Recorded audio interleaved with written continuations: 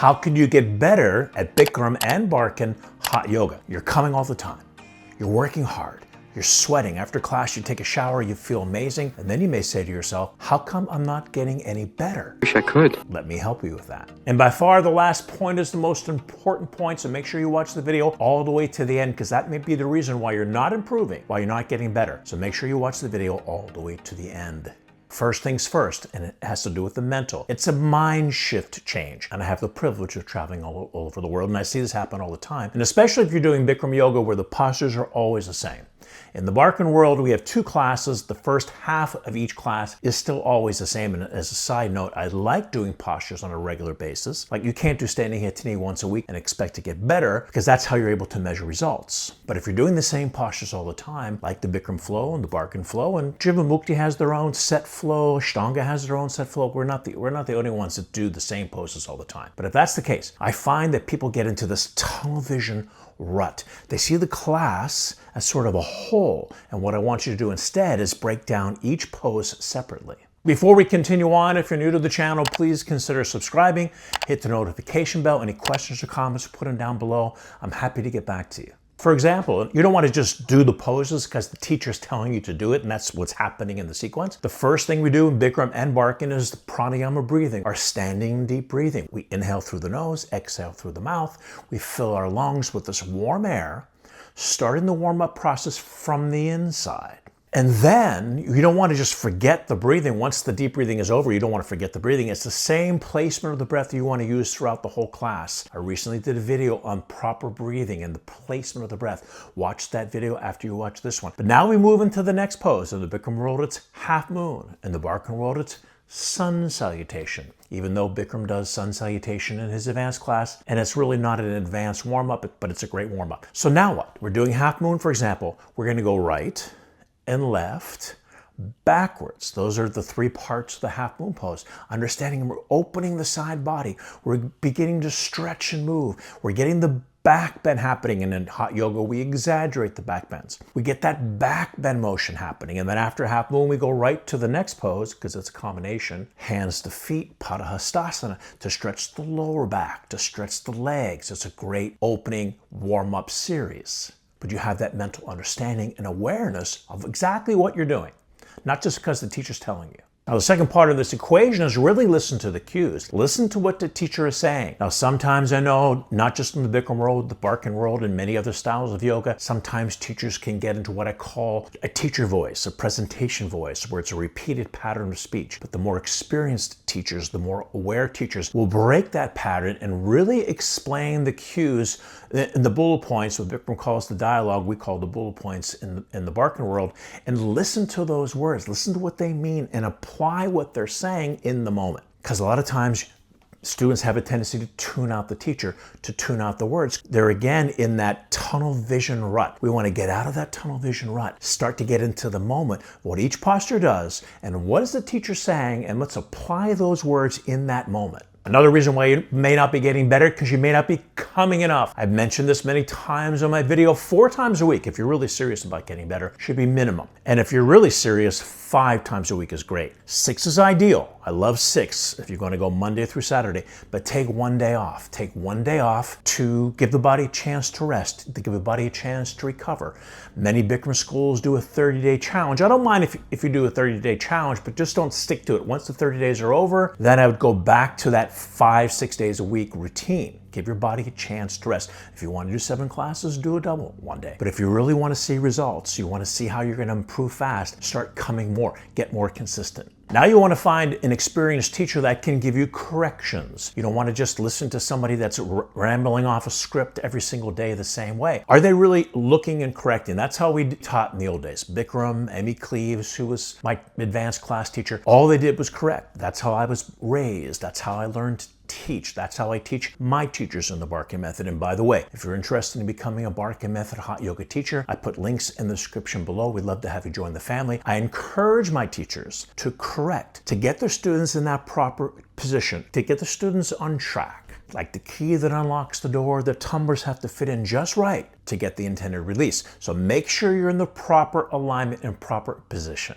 Now, if you don't have an experienced teacher or a teacher that does not correct, I created a pose coaching pack. Once again, I put the link in the description below. You can send me video of your practice and I can give you video feedback. Once again, to get you on that track, to get that key to fit into the tumblers, to get that open release. Also, if you don't have any classes in your neighborhood, I have an on-demand membership you can take. We have over 600 classes now. Once again, I put the link in the description. You're coming all the time, you're in the proper position, and now what's the next step? Put forth your best effort. It doesn't mean you're 100% all the time. Some days maybe you went out for a run the night before and you might be really sore. Maybe you took too many days off and now you're coming back and this is sort of the warm-up day. But as you start to develop a rhythm and a continual practice, you want to start to consistently put forth your best effort. That's one of the reasons why Bikram loved me so much, because I was always putting forth my best effort. He saw that, recognized it, and gave me a lot more attention as a result. I would work extra hard. Sometimes he would correct me so much, he'd say my name, that I'd feel uncomfortable in the class. And I believe he was doing that because I was putting forth my best effort. So once again, you have to be smart. If you're injured, for example, you got to be in a different mode, what I call the healing mode. I recently did a video on that. Check it out after you watch this one. But if you're feeling strong on a normal basis, you're coming a lot, putting forth your best effort, it's going to make a big difference. It's going to take you to that next level instead of just trying to get out of that survival mode. I don't know how hot your studio is. I always like to keep my studio at 101 degrees, which is, I believe, 38 Celsius. A lot of Bikram studios go 105. I think that's 41 or 41 and a half Celsius. I believe if it's too hot, then you're too much in a survival mode. It's impossible to put forth your best effort because you're just trying to survive. That's why I like to heat a little bit less, still very much strong. Maybe I should do a video on how hot the room should be, but still enough so that you're getting a tremendous workout. You're getting deep into that inner core part of your body. You want to use yoga as your primary thought to get better in your practice, not just surviving the heat. And I said this many times before in my videos, less in the beginning, more at the end. But also think about it as first and second set. In the Barkan world, in the hot yoga world, we do 2 sets. Bikram always does 2 sets. Treat the first set differently than the second. When you're doing, let's say, standing head to knee, you're going to slowly extend that leg out.